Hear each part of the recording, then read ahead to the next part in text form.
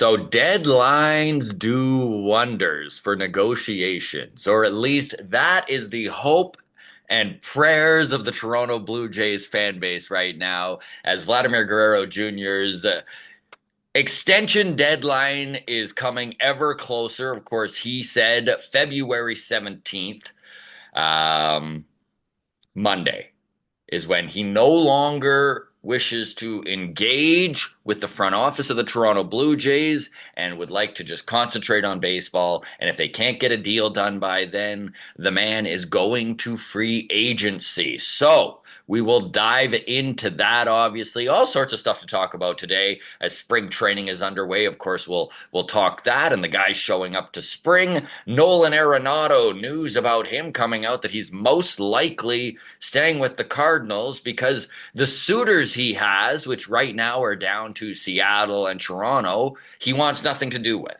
So he does have a full no trade clause and can decide where he goes. He wanted to go to Boston, and obviously, with the signing of Alex Bregman, that eliminated that option. We'll talk injury updates, of course, with spring training. You're always going to have some pulls and tears, and you just hope that the guys get through, fingers crossed, as much of spring training and as healthy as they can. So we'll update you there.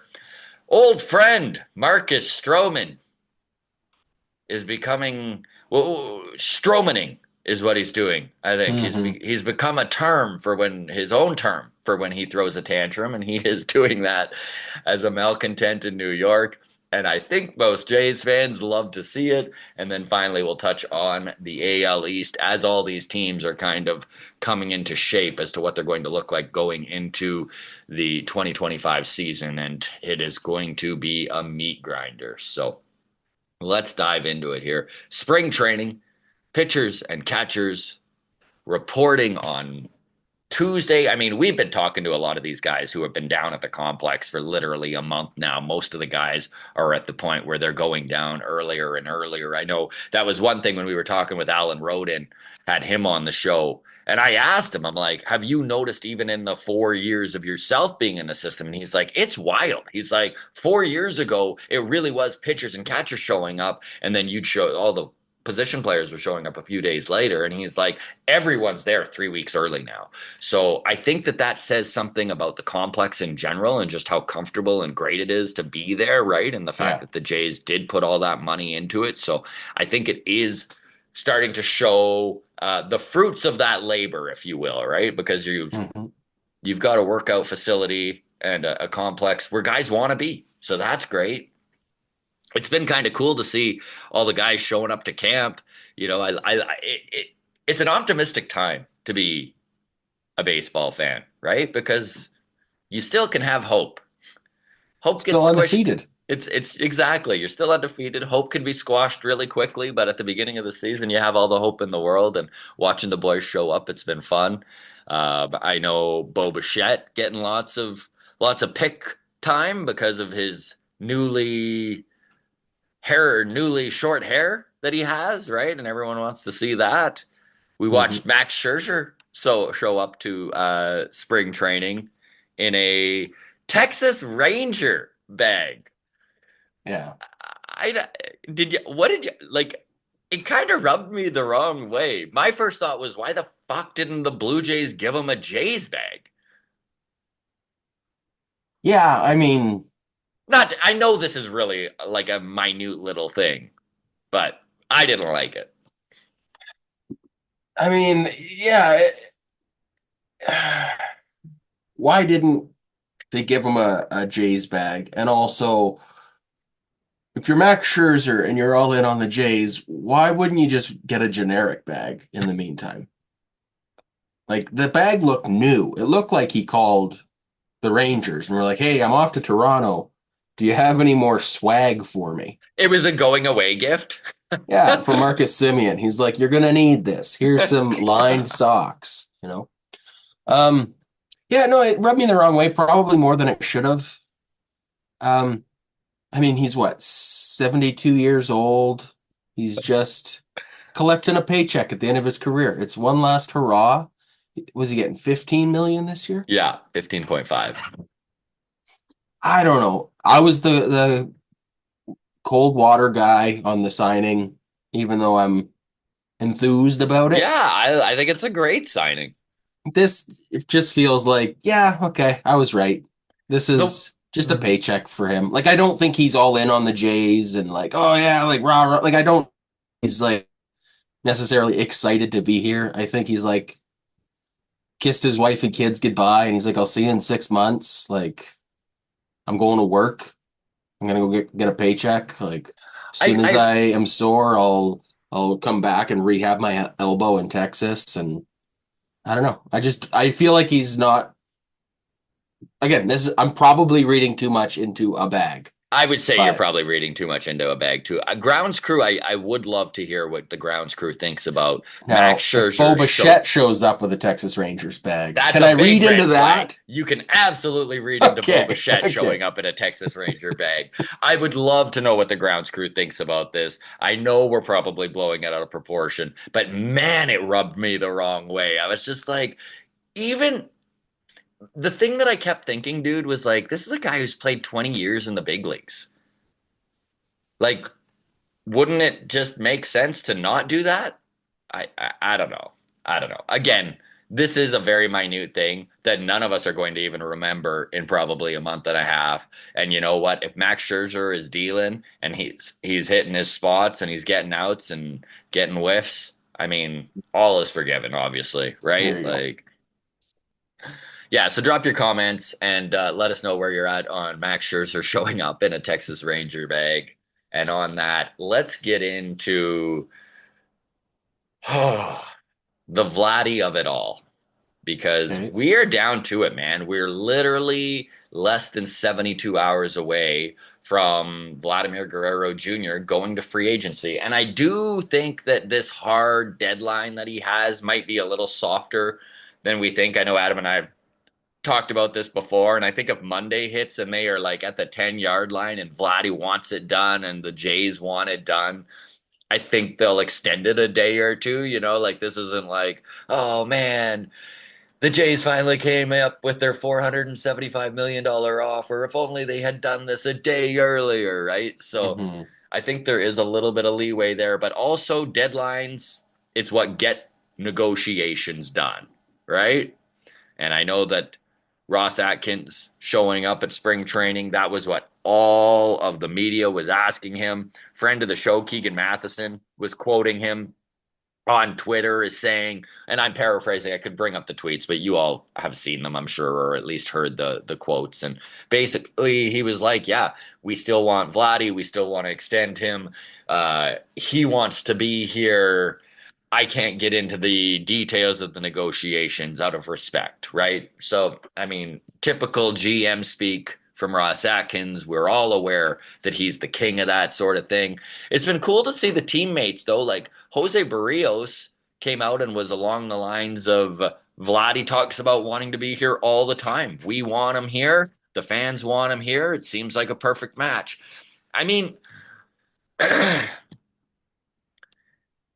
the more that you hear stuff like Nolan Arenado say Toronto's on his no trade list, like that's Hmm. going to be, even if it's only 10%, 20% of players out there who feel that way, that's a fairly substantial chunk. And so when you do have a Hmm. guy that is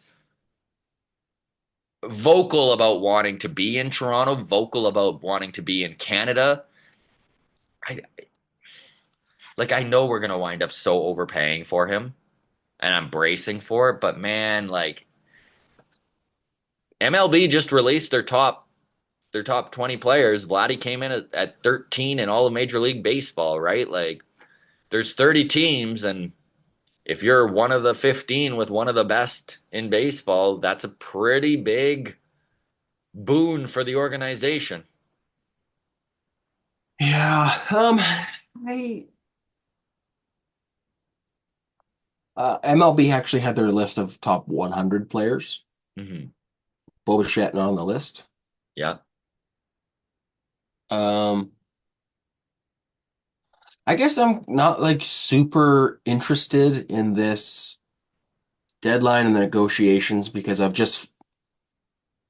written it off all off seasons. Like they're not getting it done this year. Like when No. they didn't sign him last year, it felt like, well, he's going to free agency, Hmm. whether he comes back or not. But he's not gonna be this close. He's 6 months away now, or six It, months of it's playing away. Like, it's such an intriguing negotiation to me because I do think that there is a landing spot for Vladdy. I don't know what that number is. And I do know that if you look at the past with this front office and their MO, it's they stick to their evaluation. And who knows what that is? And maybe it's around 400 million and Vladdy's around 450 to get it done. And there's not a lot of wiggle room on either side. And so they're still talking and they're still trying to get it done, but both sides are off. And who knows? Maybe deep down, and we've talked about this on the podcast before, right? Deep down, Vladdy really wants to go to free agency, and he probably should for him, anyways. I mean, there are risks involved. Like if Vladdy has a bad season, it changes everything. But on the other hand, if he has another one like last year, who knows? That 450 might get blown out of the water by a free agent. Um, Bidding war between the Mets and the Red Sox and the Jays and the Yankees, right? Like all four of those teams have been vocal about having an eye on Vladdy for the future. So, yeah, man, maybe the Jays truly believe he's not worth 450 or whatever the number is that he's after and they think that they could go to free agency and still get him for that or less. Otherwise, why like if you want him, then just sign him, right? Or am I yeah, oversimplifying? Like, no, like I understand there is like an aspect of fiscal responsibility that you do have to, like think of how frustrated we are with George Springer right now. yeah, And then magnitude that potentially, right? Like, of course, short term being the next 4 or 5 years.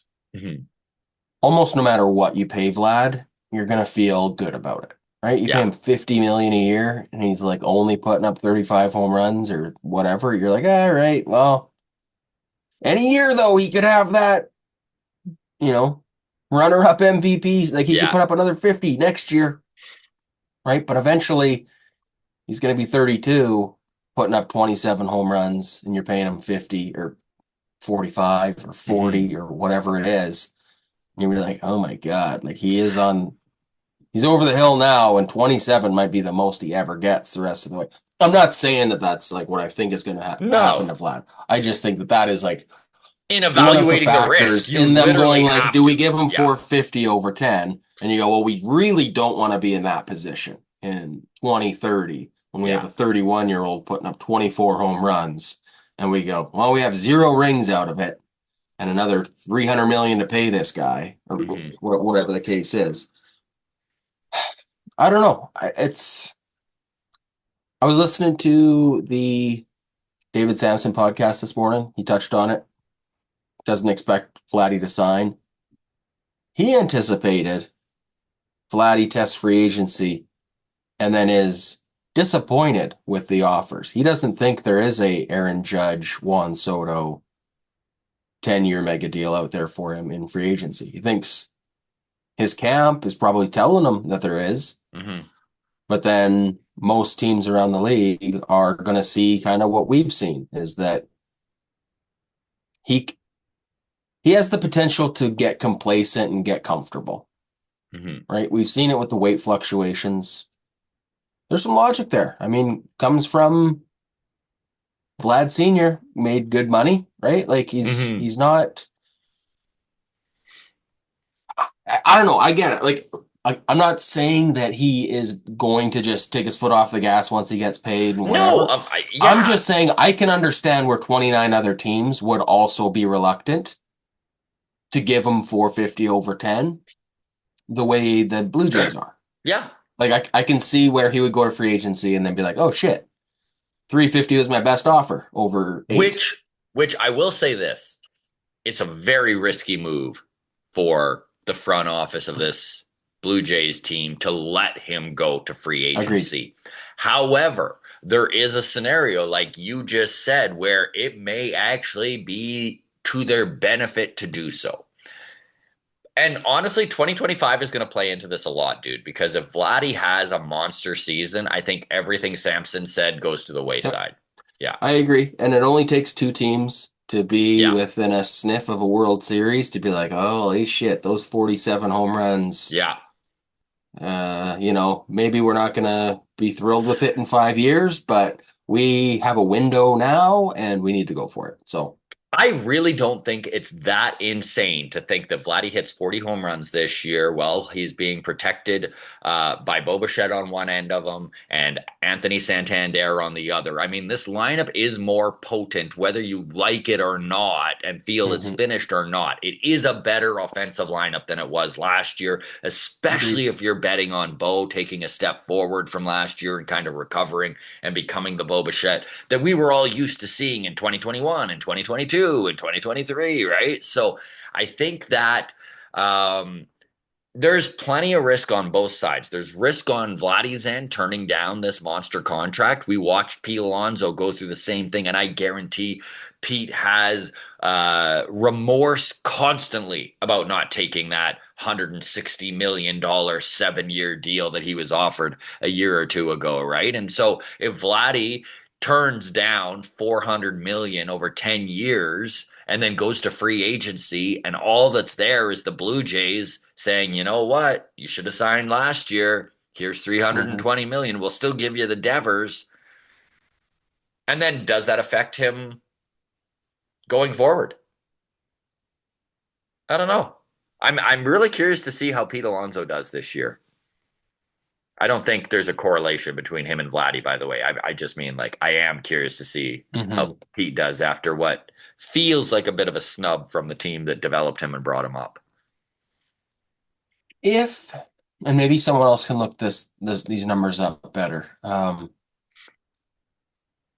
But framing it in a if not Vlad, then who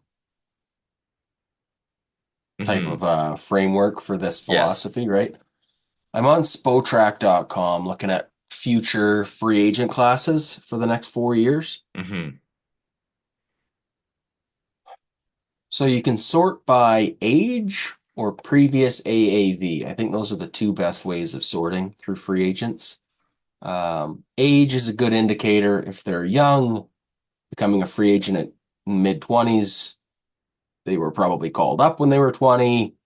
Good indication they're a pretty strong player. Previous AAV, you end up getting big names, but if they're making 35 million right now, they're probably already, you know, 31, 32, 33 by the time they're a free agent in the upcoming seasons. So I'm having a hard time conclusively determining free agents that I like. Hmm. Um, but from what I can see, next season, like this upcoming off season, we've got Vlad Jr. as a free agent, Kyle Tucker. Bo Bichette, Yeah. Josh Naylor, Hmm. Louis Arise, Kyle Tucker.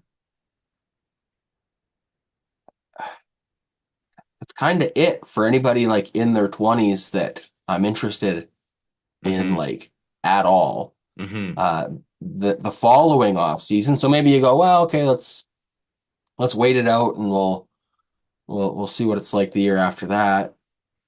It's like, okay, Alejandro Kirk is the Yeah. youngest position player free agent the following off season. Andrew Vaughn with the White Sox as a first baseman. That doesn't Excite me get too me much. excited. No. And now we're into the 30s. The following season, also not good for young free agents. Louis Garcia with the Nationals, second Hmm. base. Geraldo Perdomo, shortstop, 28. Isaac Paredes, we're already kind of into the, okay, Yeah. Hassan Kim, 29. I don't know. 2029, there's a name that I'm interested in. Ronald? Uh, Is it Acuna? no, because he's older still than I'd like. He's going to Oh. be 31 Oh by the shit. time he's a free Okay. agent. Yeah. So, I mean, it's not to say I'm not interested in signing Ronald Acuna Yeah. Jr. in 2029, but I just mean like that's not, Yeah. you don't sign a 31-year-old to be the like, To be the guy. No. okay, we've Yeah. got a new We core, build right? around him. Yeah. Yeah. Exactly. Yeah. So for me, it's Gunnar Henderson.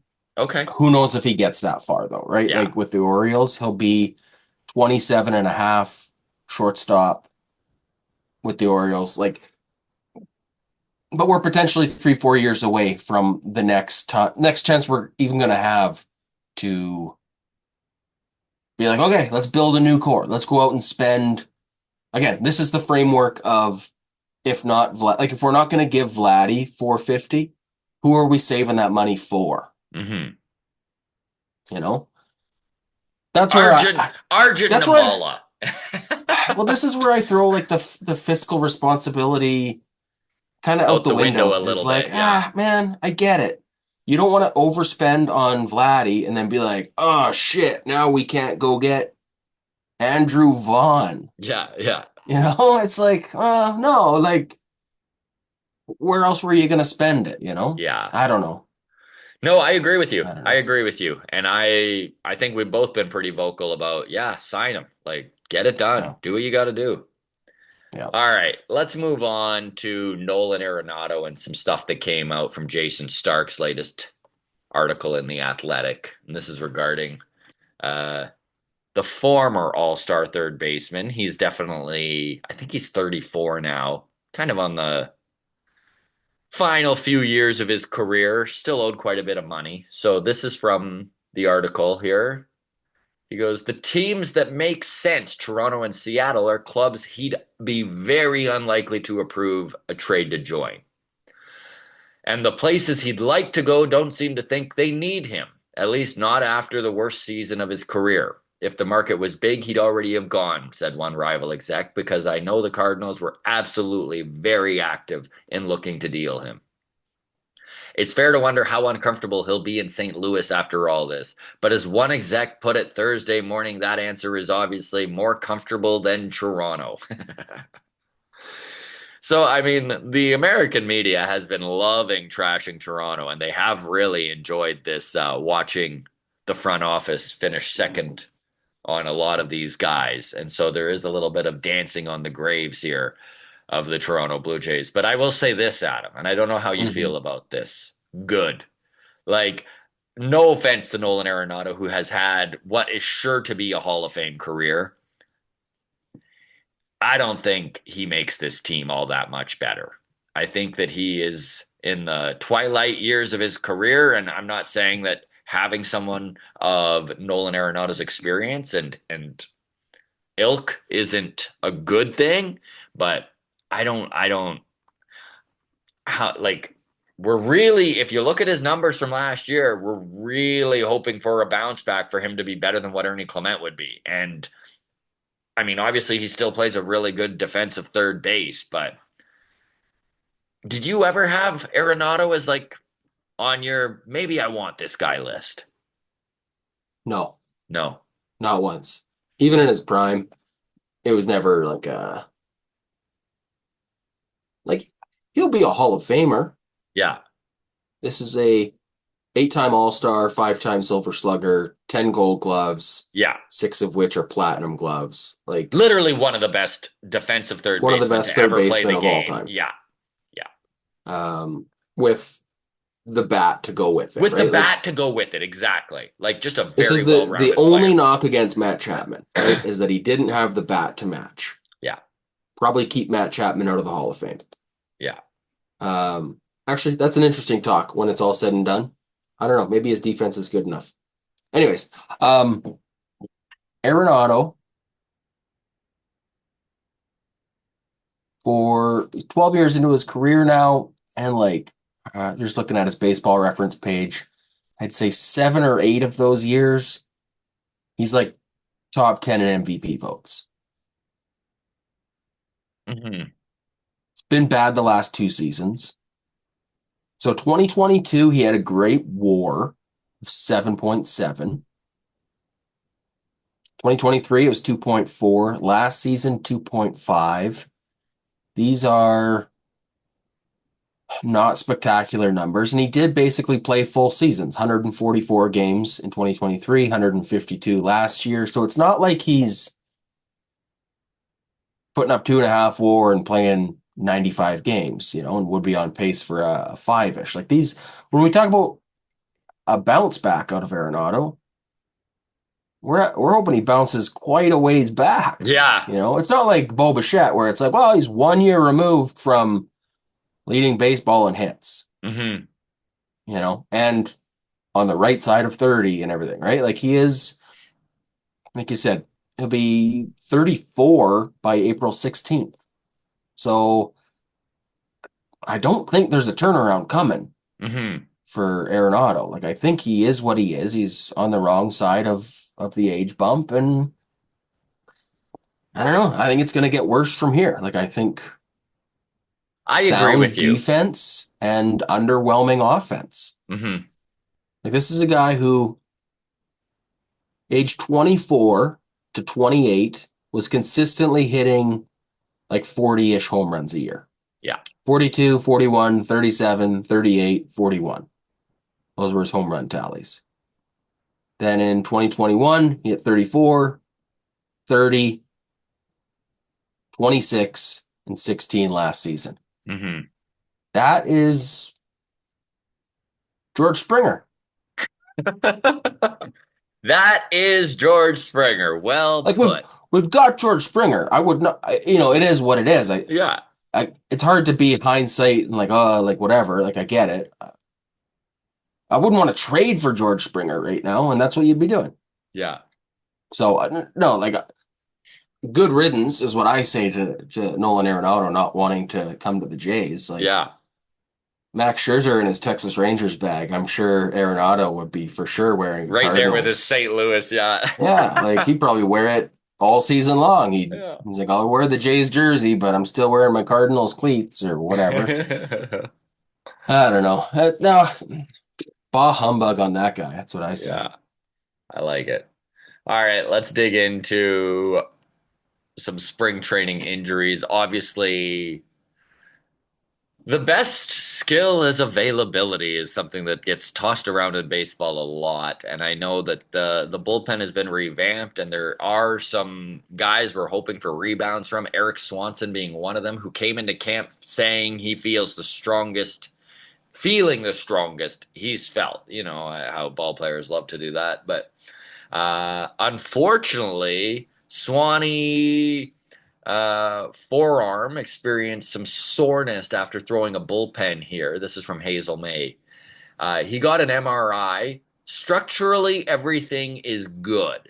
It is sore. I still feel strong and making sure I'm going about it the right way. Swanson says he's going to continue to work and play catch, and hopefully he's fine because he is going to be counted on at the back end of this bullpen pretty heavily, I think. I mean, obviously Jeff Hoffman's going to be the closer, and you got Chad Green, and you have Jimmy Garcia back there, but Erik Swanson is going to be one of those high leverage guys, and yeah, you hope everything is fine. You hope the soreness goes away because Adam, we watched what happened last year when he had to delay his regular spring training routine.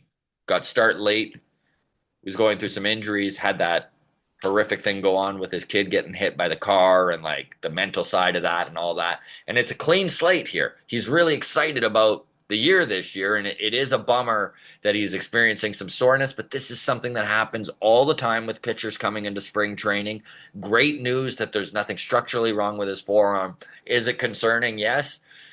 Do you cross your fingers and hope the baseball gods are smiling upon him? You sure do.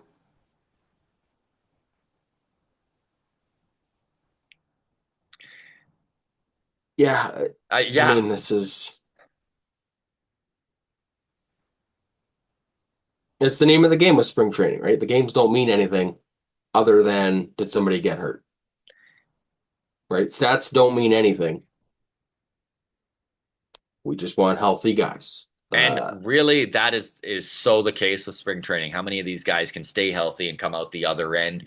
And you know what? This bullpen looks really good, but a couple injuries, and all of a sudden you're start pulling at your collar, right? And I mean, the same goes with the depth. The Blue Jays have quite a bit of starting pitching depth for the first time in a while, and I mean, Hazel May reporting on Adam Kloffenstein too, who was, of course, drafted by the Blue Jays. He was brought back after St. Louis DFA'd him last year, so they grabbed him off the waiver wire, and he's going to be starting in AAA for the Blue Jays.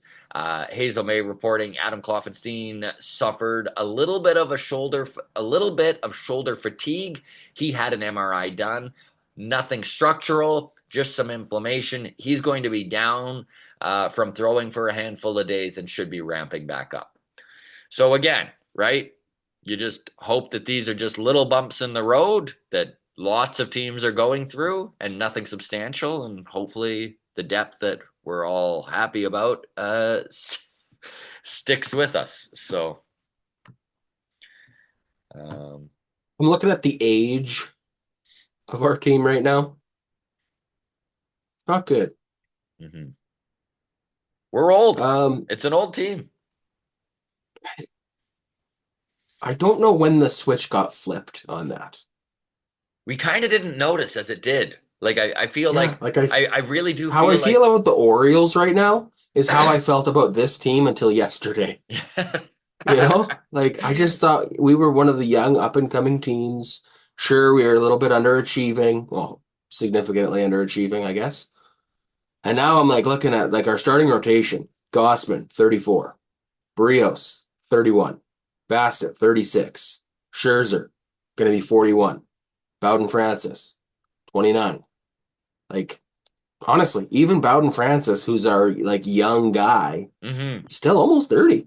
Yeah, You know, he's a late bloomer, yeah, but when you don't have Alec Manoah and Tiedemann on the horizon and Hall of Famer Nate Pearson, that age starts creeping up and you like doesn't seem that long ago where we were like, oh, thank God our starting pitchers all stayed healthy. yeah. And thank God we got 30 starts out of like every guy because we didn't have the depth.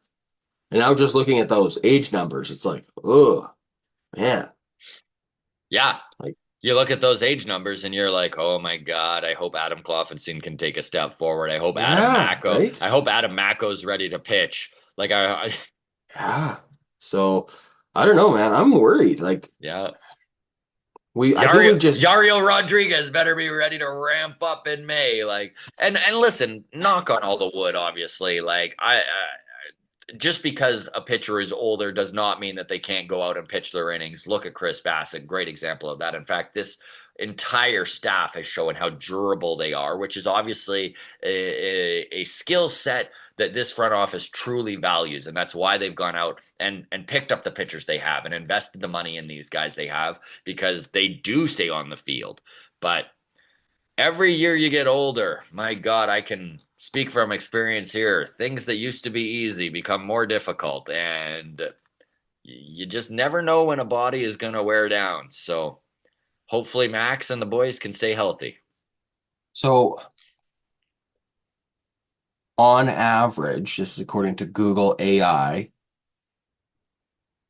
the average MLB team uses 11 to 12 starting pitchers throughout the course of a season. hmm I just feel like we've been so significantly under that the hmm last couple seasons that we do kind of take for granted that like, oh yeah, it's a pretty precarious position, a lot of hmm violent arm movements going on there. So I'm worried about the starting rotation, man. It's old. It's hmm old, but I don't know. We'll see. I hope for a healthy spring. That's all I'll say. And on a happier note, let's talk Marcus Stroman because what is going on with him in New York has been drama city. Um, Obviously, Marcus Stroman not making it onto the playoff roster last year, and he was very offended by this, very upset about this. He was very public in his displeasure. He did show up to camp. for the Yankees, and he is insisting that he is a starter. And I know that when he was talking to the media, they kept saying, well, you're kind of in line to be the sixth starter. Would you pitch out of the bullpen? To which he responded, I'm a starter. And they're like, yes, we know, Marcus, but you know what? Like, what if you what if you need to help this team in a different way? And his response was, I am a starter. What is your thought on this, Adam? Because I kind of get a kick out of it. I mean, we all know Marcus Stroman's a fiery guy. He always speaks his mind. He is getting older now, and his dream team was always the New York Yankees, right? This is something he stated when the Yankees finally signed him last year.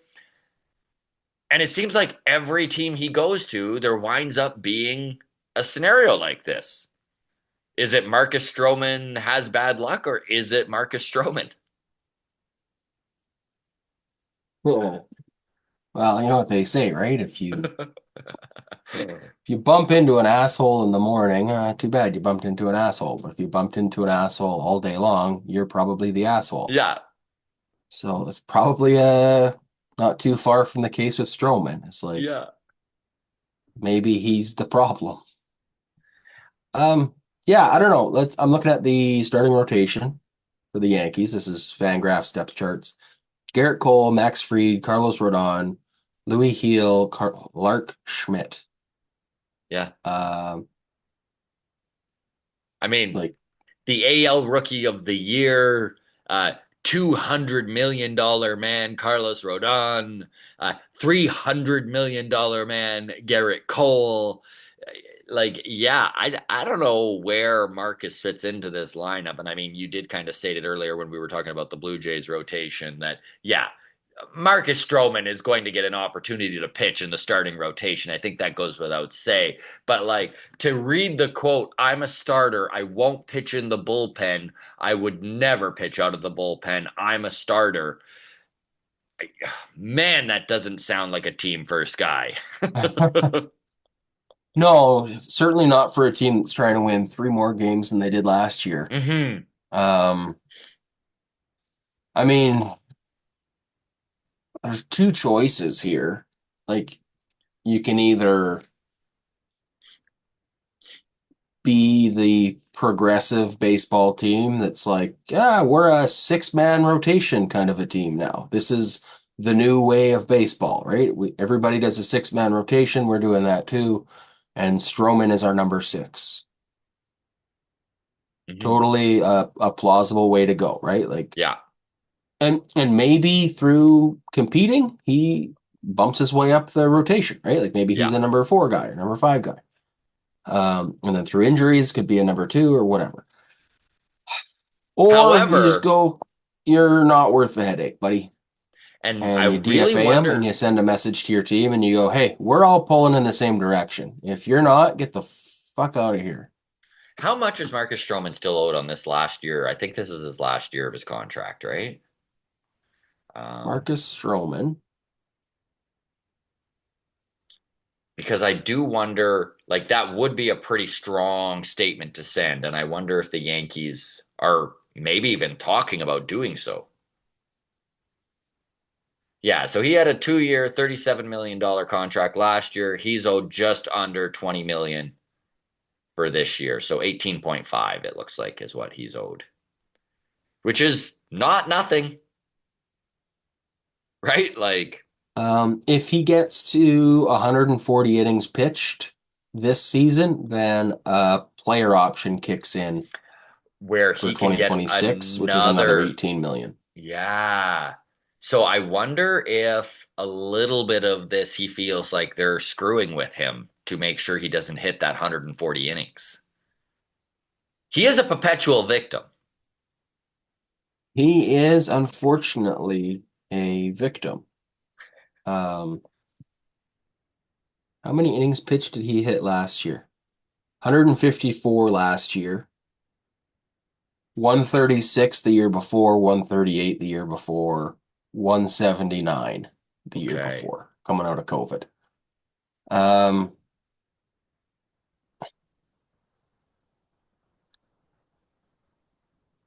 yeah, like I don't know what. there, if if I'm the Yankees, I for sure don't want him starting because he's 36. His numbers aren't good. He's trending in the wrong direction. Like if there's a way I can get out of that Final 18 year. million, like Yeah. they, Although I guess like baseball, they do have the leverage though, right? Like they do have the they do have the leverage, but I will say this: baseball has a funny way of working itself out, and things like these do work out because let's face it, any of those guys we just mentioned in the Yankees top five has any sort of injury going into the season, and Marcus is the guy, obviously, right? So even as the Yankees are, I'm sure, are discussing, is it worth getting rid of this dude? I do think that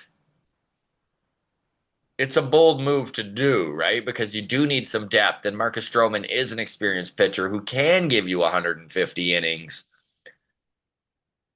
But it would be really funny too for the Yankees to do something like he pitches 138 innings, just like buy him out, be like, all right, well, I guess that's one way to go at it, right? Is and this is the risk with those uh vested options requiring a certain amount of gameplay is there's nothing to say that they don't shut them down at the first week of September at 137 innings. yeah, They're not obligated to start them. Like no, if the health is there, like say they did a 6-man rotation. They were coming out of spring training, they were going 6-man rotation, keep everybody fresh, all that BS. And then you get to August 28th and he's at 137 innings, and then you just go, yeah, we're shutting him down and going 5-man the rest of the way. yeah. Everybody's like tough, too bad. I don't know how you'd I'm sure there would be some sort of a grievance with the MLBPA, but I mean, I if don't you know. do it right with a six-man rotation, you might be able to keep his innings under that anyway. So who knows? I mean, it is fewer starts. It's going to be an interesting thing to see, but I do love that there's a malcontent in the New York clubhouse right now going me, and refusing to be the team guy. I love it. Let him pout. Like, Um, just for math sakes, 162 games divided by a 6-man rotation, assuming everybody pitches evenly, is 27 starts instead of the mhm. 32-ish. If you did 5 innings per start on Yeah. average, 135 innings. So there you go. Yeah, there you go. Marcus Stroman. He's talked himself into a bit of a corner here, and I love to see it. It's a little reminiscent of the Alek Manoah tension though, like when he was getting yo-yoed up and down Hmm. from AAA, and he kind of felt, that he's like, oh, they're uh, service time manipulating me. This is kind of a similar situation in that, right? Of Yeah. like, are we, or It's are you like just if not the you fifth best option for us? Like things can simultaneously be true. Like yes. Manoah wasn't putting up a 3.5 ERA when he was with us, Hmm. so. No. You kind of did this to yourself. Stroman, you're not the top 5 pitcher on the Yankees. Like all 5 of those guys are a better option for the Yankees than you are. Yeah. Sorry No, it's worked out this way. I agree. I agree. So couldn't have 100%. happened to a nicer guy, as my dad always says. Couldn't have happened to a nicer guy. So let's end on this. I'm going to throw the question out to you folks, the grounds crew. Where do you think this AL East shakes out? How does it shake out, I should say? Where do you see the Blue Jays finishing? I know that Alex Bregman signing with the Boston Red Sox definitely made that Sox team a lot better. They are now predicted to win 86.5 games, whereas the Blue Jays are predicted to win 84.5, which puts the Jays predictively in fourth place. I feel similarly to these predictions. I don't think that 84 and a half to 86 and a half, like really roll the dice. Either of them could finish third in this division, depending on how injuries go and how things play out. Sure would be nice to see the Jays still add a bat somewhere. There is still, at this point, even after the Bregman signing, they're still at 43% of free agents are available out there right now. I mean, my God, it's Valentine's Day. It's February 14th. Like, literally, spring training games start in a week and a half. Like, it Mhm. is down to it. So there are players available. We've talked about the trade possibilities. Obviously, there is a glut of infielders that are going to need at bats in this Blue Jays organization that there aren't probably enough ABs for between the big leagues and AAA. So something probably has to give. I mean, if not now, I think the trade deadline will see guys moved. But yeah, it's going to be a hell of a season in the AL East. And so my question for you, Adam, who do you think is the best team in the AL East? Who do you think is the team that needs to be worried about the least? And where do you think the Blue Jays stack up here? I think, despite signing one of the best hitting catchers in baseball, the Rays are going to be last, Okay. fighting it out with the Jays for last.